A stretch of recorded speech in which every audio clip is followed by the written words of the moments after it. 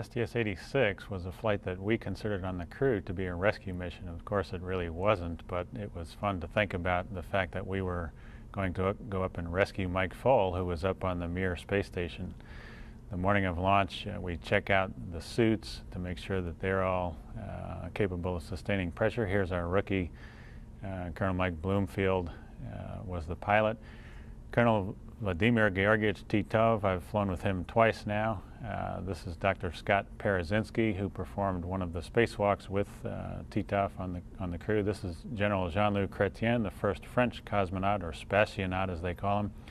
Commander Wendy Lawrence, one of our mission specialists, and Dr. David Wolf, who is going to spend several months up on Mir, and he was ready to go. On the morning we walk out in preparation. What we'd like to do in this video is show you something a little bit different. We'll show you two scenes, one from outside the cockpit as we're climbing up on ascent, but then we'll also take you inside the cockpit to show you what it looks like and what it feels like inside the cockpit during ascent. Mike is getting suited up. The folks help us to strap into the vehicle to make sure we're cinched down properly and tightly so that we don't move. You'll see the vibrations on ascent.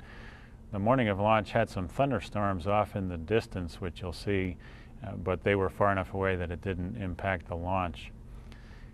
About 6 seconds prior to liftoff, we start the main engines to make sure that they're up at operating pressure, and then the solids ignite and you're off for the ride of your life. As the vehicle climbs, it looks like it's climbing very stately, and you see the ascent. Of course, I'll tell you that there's nothing slow or stately about it when you're inside the cockpit. It's very bright. It turns nighttime into day during the ascent. And in the next scene, you'll see inside the cockpit, we're back down on the launch pad now prior to main engine ignition. You'll see it's relatively dark inside the cockpit. The main engines have ignited, and you see the vibrations in it. And right there is the solids that have ignited. And you see how bright it is from the exhaust plume at the back end of the vehicle as we're climbing up. And it really is like a rough train ride as we go uphill. We had 3 minor failures during ascent. Here is when the solids separate from the vehicle after 2 minutes of powered flight. They drop down into the Atlantic Ocean, and with parachutes they come down and are used again. Here's the view of the solids separating inside the cockpit after that same 2.5 minutes. And you see how bright it is outside the cockpit as the big cannons fire to get the solids away from us. After 8.5 minutes of powered flight, we're instantly weightless, and you see right at this configuration we are now weightless. We're falling around the Earth, which we'll do for the next 11 days.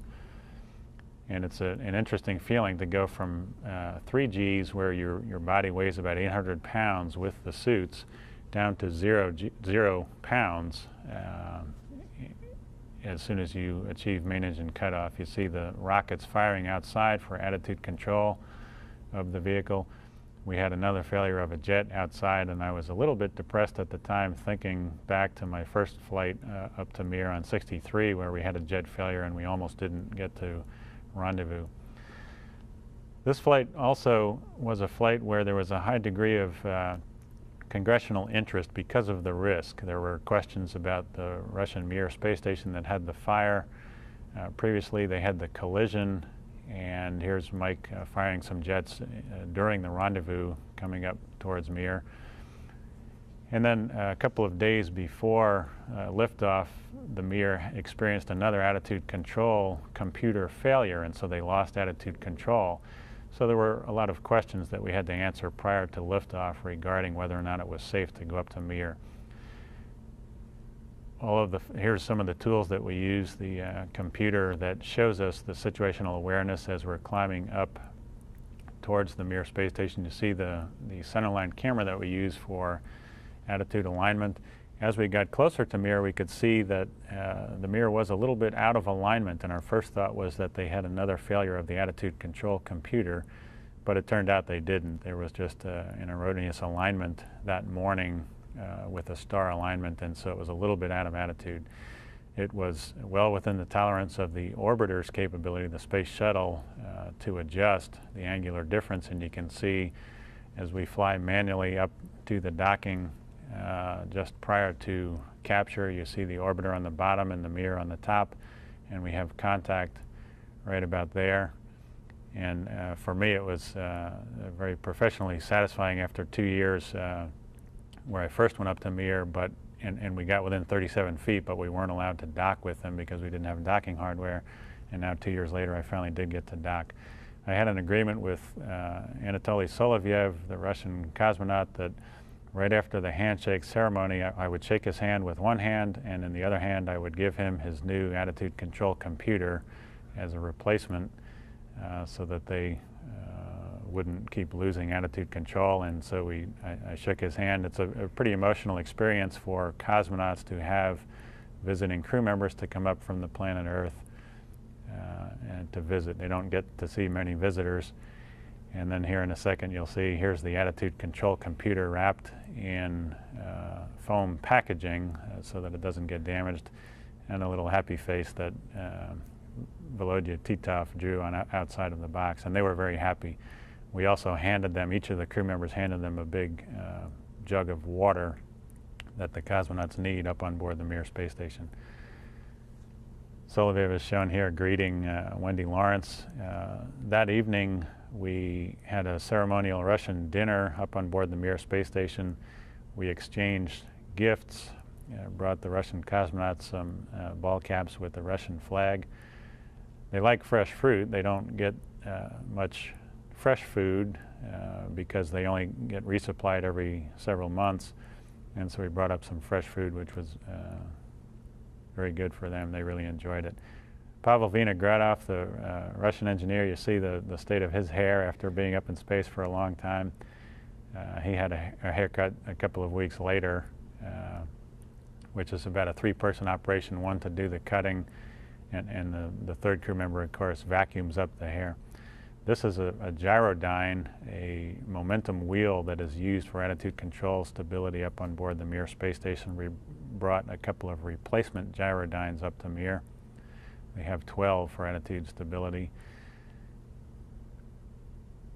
This was kind of like a business trip for David Wolf. You see him packing up in preparation for going across the hatch where he would spend the next 4 months on Mir doing various scientific experiments. We brought some equipment down from the Mir. This is a good system where we have the capability of bringing equipment down because we have the shuttle involved in the Mir program. You see the damage on the solar array caused by the collision which occurred several months earlier when the Progress inadvertently hit the Mir. We'll take you on a little bit of a tour through the Mir space station, up through the docking port. It's it may look small on the camera as you're floating through, and there's not a lot of room to maneuver, but it's a pretty big space station compared to our little space shuttle. It takes several minutes to float all the way from one end of the space station to the other. You also can get lost on the space station, and so the Russians did us a favor and painted the red stripe down there, which points in the direction towards the orbiter.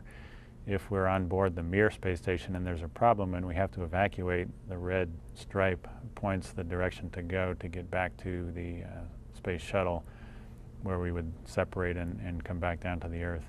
Of course, they also have a lifeboat on the Mir space station. They use the Soyuz capsule for returning back down to the Earth if they do have an emergency, which they have not had to use, but they came close when they had the collision. You see the view of Atlantis outside the the window on the Mir, and we'll turn around and face the main compartment of the Mir space station. Anatoly is shown here in the darkness, and this is where they spend most of their time. There are many cameras and many tools velcroed and bungeed against the wall. It's an area that's kind of like your garage if you had spent 10 years putting tools in the garage and never taking anything out. That octopus-like device is the hatch that they used to seal the Spectre module that had the reduced pressure because of the collision, and it showed the electrical pass-through connections to get power from the solar rays through the Spectre module back to the main part of the space station. This is an experiment that Mike Foley used for growing plants up in space, and then he used the seeds to grow the second-generation plant. We did a spacewalk. It was the first time that a foreigner flew in an American space suit. Colonel Titov, Russian cosmonaut, flew in our spacesuit, and Scott Perzynski, and Volodya as we call him, stepped outside to recover some experiments outside the Mir space station. And here's Scott coming with his miner's helmet, the lamp that looks like a miner, used to be seen in the darkness, and you see Volodya here with his Russian flag on the left arm. We use tethers to make sure that we don't inadvertently float out into space. Unfortunately, Scott's retraction device on his tether didn't work, and so you see the long line that could potentially get him tangled up, and so he had to use a Russian technique for tether protocol that we call a double tether protocol. Very hand-intensive, labor-intensive, very exhausting for Scott. But we do a lot of training and weightlifting and squeezing tennis balls before a flight to make sure that the wrists are very strong prior to doing the spacewalks. You see the large gray suitcase-like device attached to Scott is the experiment that one of 4 different suitcase devices that we brought back down to study the effects of space.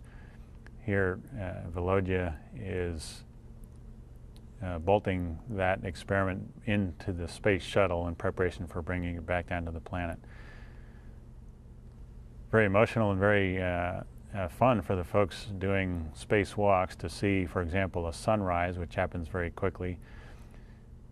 This is a new sequential still video system that we use. Whenever we don't have the bandwidth capability to show movies down on the planet Earth, we can show still pictures. Every 5 seconds we take a picture and transmit it down to the Earth nearly real time.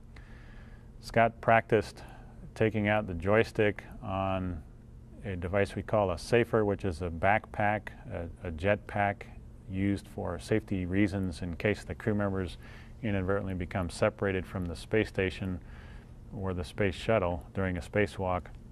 They can maneuver themselves back to the space shuttle without the space shuttle having to go chase them down and rescue them. We hope to never use it, but if required, it is available for us to use. At the end of the spacewalk, Scott and Volodya came back in to the shuttle and closed the hatch for the end of about a 6 or 7 hour very productive EVA. As the sun sets on Atlantis, we completed 6 days worth of docked activities where we transferred about 9,000 pounds worth of equipment over to the Russian space station. We brought a couple thousand pounds back down to the planet. Leaving is almost as emotional, or maybe even more emotional, than arriving for both the cosmonauts and the astronauts, especially Dr. David Wolf, who is going to spend the next 4 months of his professional career isolated from all of his friends down on the planet. Of course, he does have 2 new friends, the Russian cosmonauts. David is in the blue shirt, shaking hands behind the light, taking pictures of us, and of course the hugs and best wishes to both crew members for successful re-entry back down onto the planet. Michael Foale is ending his 4-month stay up on the space station where he did have the collision, a very dangerous time, but was handled very expertly by the crew to isolate the leak and save the space station, and I think all those crew members are heroes. As we close the hatch for the final time, after shaking hands with Anatoly, we prepared to separate from the Mir space station. One of the things we wanted to do was to take many pictures of the collision site to try to identify the source of the leak, to try to find the hole that was breached in the hull of the Mir. And so as we separated, we flew around the Mir a couple of times and took many pictures to try to identify that leak. You see the lights here, and we'll release the hooks as the lights go out. That means the hooks are released, and we separate from the space station. You can see out the aft window the space station climbing up. The hatch that we had just closed is now secure, and of course the pressure is inside the Mir, and we are now separate. I asked my rookie Mike Bloomfield to fly around. This gives him some experience in preparation for his first command someday into the future. Here he is firing some jets out of the space shuttle. You see the jet exhaust plume, and you see also some of the contamination on the window that we sustained during ascent when the solid rocket motors separated from the vehicle. As we fly around the Mir, it of course is a very beautiful sight, seeing it against the beautiful backdrop of the Earth. And here are some of the still photos that we took, or it could be video. I guess this is video during the fly around to try to see where the collision occurred. Here Mir and the orbiter are flying over the western coast of South America. You see some of the high Andes terrain in the background. Of course, if you're doing the flying, you can't concentrate on how beautiful the scenery is. You must make sure that you're the proper distance away from the vehicle. But it is a pretty emotional thing to do, to fly up next to a space station. Something I've always dreamed about since I was about 10 years old. And then I had the opportunity to do it. This was the second time I had been up close to the space station. It's a lot bigger than it was a couple of years ago, with a lot more solar arrays and living compartments on Mir, which is scheduled for re-entry into the atmosphere sometime in the middle of 1999. The next couple of days we did some experiments on board the space station and also prepared for entry. Jean-Luc Chrétien carried this keyboard up to Mir 9 years ago and left it on board Mir, and now that he returned, they gave him the keyboard to bring back down to the planet. You see our rookie still trying to figure out how to eat in space. It's essential that we do exercise to get the cardiovascular system in shape prior to coming back down into the gravity field of the Earth. We tested a computer that will be flown, a laptop computer that will be flown on the space station, and we took many pictures of Earth observation sites around the planet. The next scene I think you'll see is a nighttime view, and you see some thunderstorms, some lightning, and in the upper atmosphere of the Earth and some of the cities down below on the left side of the screen. The next scene shows our launch site at night. The city of Orlando, Florida, in the lower right-hand corner of the screen is coming into view, and right about now you can see the Cape Canaveral site, the Cape Kennedy site where we launched about a week and a half earlier, and we intend to land there the next day. In preparation for the entry and the landing, we check out the flight control surfaces and all of the equipment, the computers and such that we need for the entry. And if you think ascent is exciting, the entry is pretty phenomenal. The only way to take all of the energy out of the ascent is to come slamming into the atmosphere, and it is an equally rough train ride coming back down into the atmosphere. This was a flight on the 87th, I think, landing of the Space Shuttle, where we had the highest crosswind to date. It was the first time we got to do a crosswind landing test. We had, I think, about 8 knots gusting to 12 knots of direct crosswind. You can see the head-up display, the green symbology out the window of the pilot's side of the vehicle, and the runway coming into view. The vehicle is very well designed by American designers and companies around the United States, and it handled very well in the crosswind. You can see after touchdown it does drift due to the crosswind a little bit to the right of the screen. You see the rudder working as the flight control computers attempt to keep it on centerline, and of course I'm making inputs on using the rudder pedals to keep it rolling down the runway. Mike Bloomfield deploys the drag chute, which is used to help us slow down. I didn't use many brakes at all until we had already jettisoned the drag chute and we're only going about 60 knots. Just prior to the end of the runway, I tapped the brakes just very slightly to try to save them from wear and tear.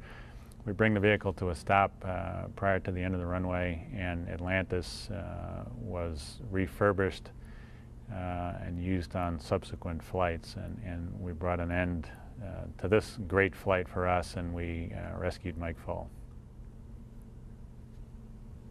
And Dr. David Wolf, who was going to spend several months up on Mir, and he was ready to go.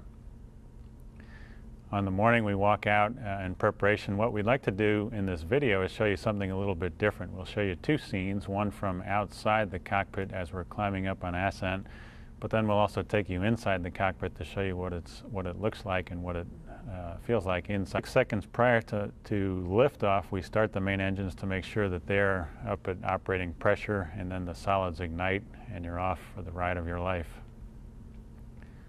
As the vehicle climbs, it looks like it's climbing very stately, and you see the ascent. Of course, I'll tell you that there's nothing slow or stately about it when you're inside the cockpit. It's very bright. It turns on the cockpit during ascent. Mike is getting suited up. The folks help us to strap into the vehicle to make sure we're cinched down properly and tightly so that we don't move. You'll see the vibrations on ascent. The morning of launch had some thunderstorms off in the distance, which you'll see, but they were far enough away that it didn't impact the launch. About STS-86 was a flight that we considered on the crew to be a rescue mission. Of course, it really wasn't, but it was fun to think about the fact that we were going to go up and rescue Mike Foale, who was up on the Mir space station. The morning of launch, we check out the suits to make sure that they're all capable of sustaining pressure. Here's our rookie, Colonel Mike Bloomfield was the pilot. Colonel Vladimir Georgievich Titov, I've flown with him twice now. This is Dr. Scott Parazynski, who performed one of the spacewalks with Titov on the crew. This is General Jean-Luc Chrétien, the first French cosmonaut, or spationaut as they call him. Commander Wendy Lawrence, one of our mission specialists.